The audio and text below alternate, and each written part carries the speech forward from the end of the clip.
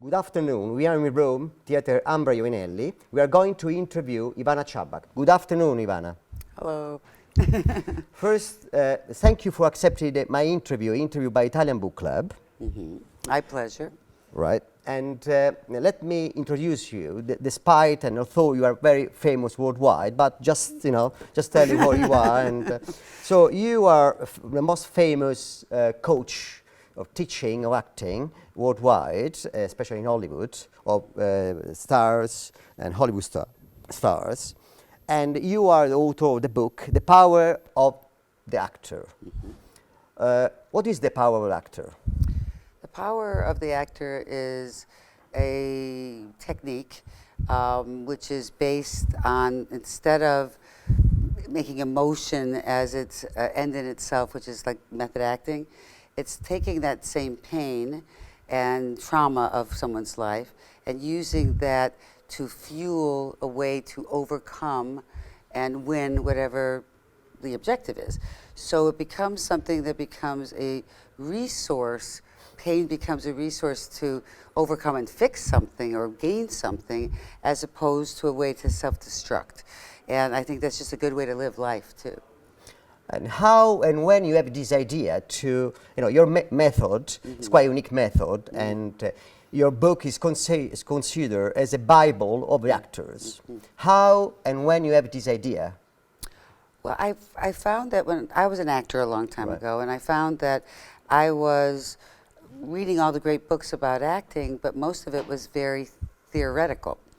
And you can't really apply practically theory. So I said, someone needs to write a book on how to actually do script analysis, how to really break down a script, but a real practical guide. And so it was a process of many years, many rewrites. I would say a good 25 rewrites from what we saw originally. It was like this big. It was very dense and not very easy to understand. But so it went through process of a process to make it really available to a beginner, to an advanced person, and to a master's student. And so that required it to have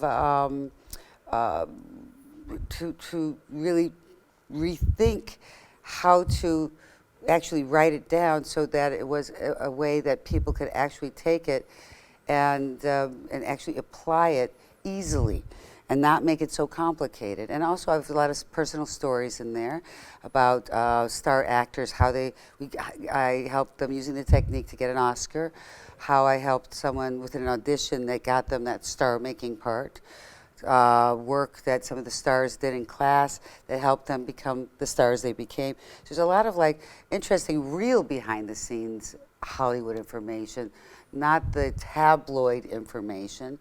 Because tabloids, they say someone shows up to LA, they get discovered on the street, and that's how they make it. But it's all about study, and all the big stars that I've helped make big stars, but all the stars that I have nothing to do with. It's about study, it's about being informed, and it's about taking the time to really be tenacious and take rejection as a reason to be fueled to get what you want in spite of anybody telling you can't get something. So you could always, what, here's the thing about dreams. It's like other people may tell you can't follow your dreams because you can't for many all reasons, these reasons, right? But you know what? You have to say, screw you. It's up to because you. I want my dreams, and It's this up is to what me, I right, want, yeah. and it's up to you to just say, not to listen to that. And by using, again, my information in the book, it's like saying, take the negative, take the naysayers, and say, you know what? I'm going to prove myself in spite of you and because of you. Right. So your unique technique, method, comes from the classical masters like Stanislavski and Meissner. What is the Not difference? Meissner. Meissner is total opposite technique. Stanislavski is the Russian guy, Right. And he was all about personalization and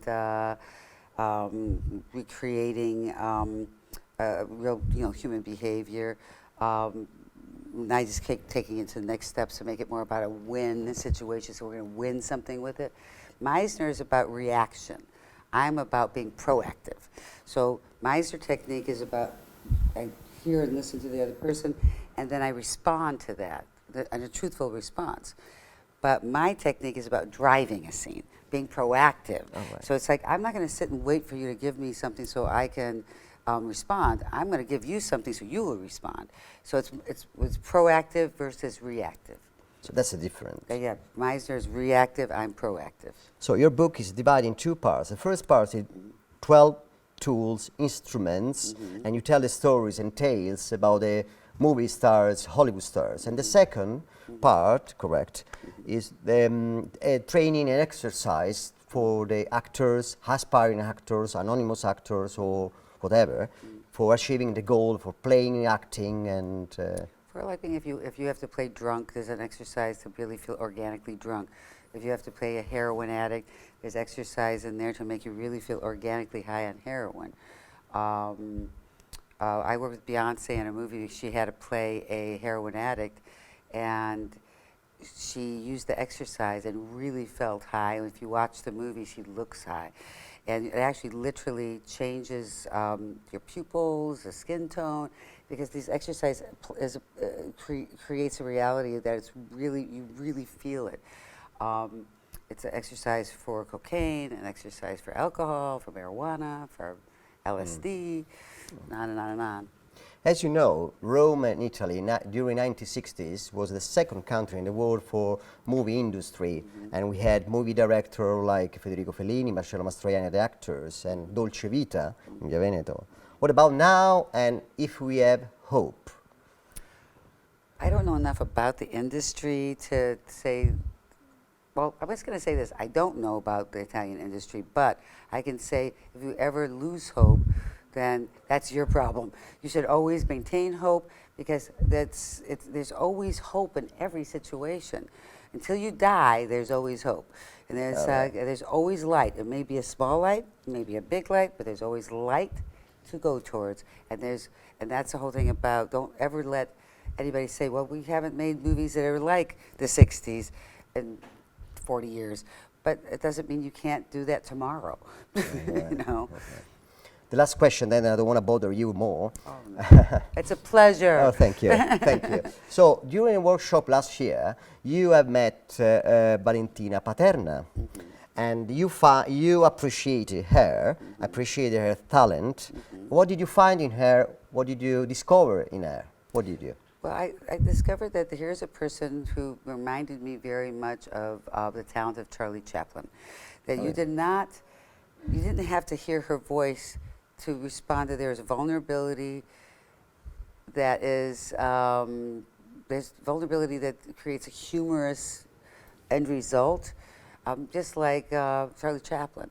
So it's like you'd see her, you'd watch her, but it wasn't about the way she talked, 'cause I didn't understand, and she doesn't speak English. But the audience responded to her before she opened her mouth.